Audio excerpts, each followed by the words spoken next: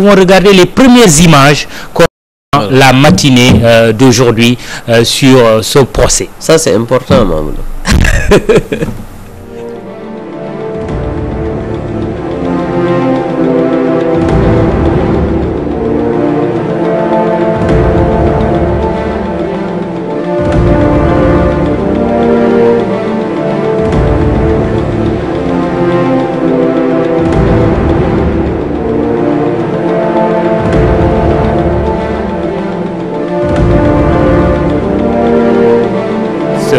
Où se trouve incarcéré Karim Wade et ses co-accusés, une voiture de la police un peu autour de cette prison.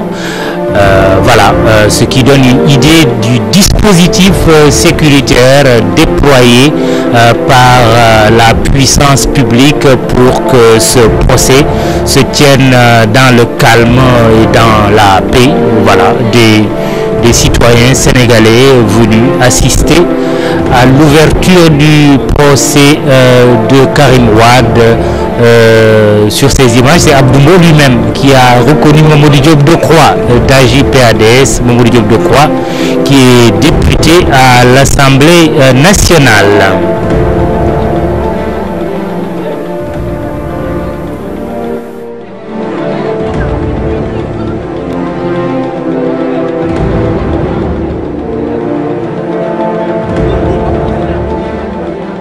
Sur ces images, vous êtes justement avec un des avocats de l'État, Maître El Hadj Diouf. Oui, Maître El Hadj Diouf ne va pas tarder à venir. Je l'appelle ici, je l'appelle toujours que le procès est suspendu, mais je suis avec un autre avocat, il est Maître Ousmane Sy, il défend Alioune Daffé, un des co-accusés de Karim Wade. Maître, comment réagissez-vous par rapport à ce rebondissement?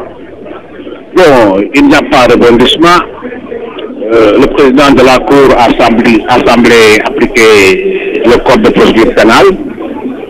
Il a décidé de décerner un mandat de dépôt contre M. Bourgi. Il peut se poser la question si c'est nécessaire.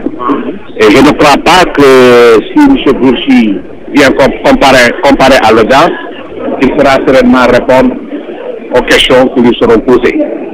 Moi, j'ai toujours estimé que la justice a un visage humain et qu'il faut un peu d'humanisme dans le traitement des dossiers judiciaires.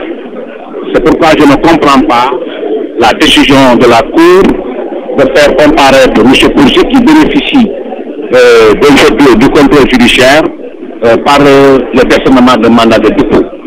Je crois que cela n'est pas nécessaire dans la mesure où il n'est même pas évident que le procès va se tenir.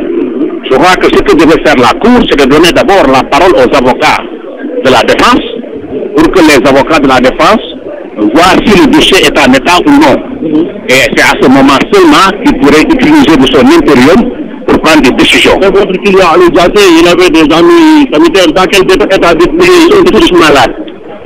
Depuis 12 mois, je sollicite l'autorisation pour M. Diassé de sortir du territoire national pour aller se soigner en France. Parce qu'il est atteint d'une maladie qui ne peut se soigner qu'en France.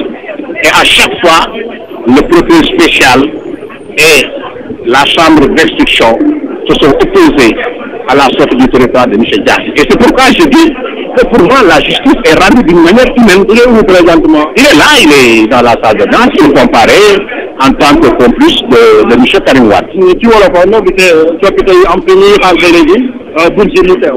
waaw coppite bi mooy bi audience bi commencé dañoo woo président Cour bi dafa woo Karim Wade ñu taxaw ñu oo Bouba Bourgi avocat Bouba Bourgi ñoo indi ay kii ñu firndeel ne Bouba Bourgi mënul ñëw parce que mu ngi hôpital mu ngi fi loolu président bi na article code de procédure pénale bu koy may effectivement wax nga dëgg sañ-sañ mu décerner mandat de dépôt contre monsieur Bibo parce que nee na Bouba Bourgi dafa violé benn condition boo xam ne moo taxoon ñu may ko contrôle judiciaire mooy saa ñu soxlaa nga teew effectivement wax nga dëgg loolu code bi moo ko wax mais man ci sama xalaat dama ndax jar na ko ndax jar na ku feebar ba toll noonu ñu di ko oo di ko jox mandat de dépôt pour ñu ñëw bi ñu ko waxee président bi dafa ne ki ñu wax Moubarak mu nekkoon président Égypte dañ ko indi ci brancard ñu man d'abord dama ne Bibo du brancard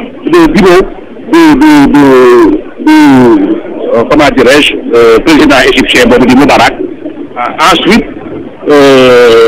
Moubarak bu suñu code de procédure pénale. mais yow sa client aussi moo tax nga teew fii non su ma sañoon xaaral rek balaa ma wax jaase damay terminer da ba ci Bibo bi su ma sañoon duñ àgg foofu su ma sañoon ñu renvoyer audience bi parce que fi mu nekk nii xam nga bu ñu ndax audience bi dañ koy renvoyer wala déet. mais du demande wu leen mais manière bu ñu président bi mayeeku ñu kaddu pour ñu wax li ñu ndax dañuy renvoyer wala déet je crois que président bi loolu la waroon def may avocat yi défense bi ñuy wax ndax pare nañ wala parewuñ ndax dossier bi dañ koy àtte wala duñ ko àtte mu soobee doon ndawal boobu non man parewu na mais dossier 46 000 pages ñu jox ñu ko sous forme électronique am na témoin yoo xam ne xaw ma ndax teew nañ xaw ma ndax teewuñ loolu il fallait que président bi ñëpp koo témoin yëpp ñu xam ndax ñëpp teew na wala déet pour mu mën a jël décision jaase moom dafa feebar boobu ba léegi ñu ngi ko waroon yóbbu mu faju yi mais procureur spécial ak chambre d'instruction bi ñoom bañ ne lant ne du génn territoire pour faju gi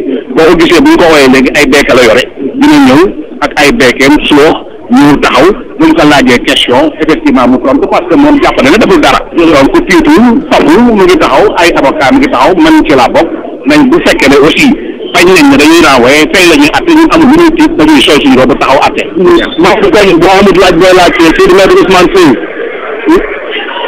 allô. Vous pouvez lui poser la question directement concernant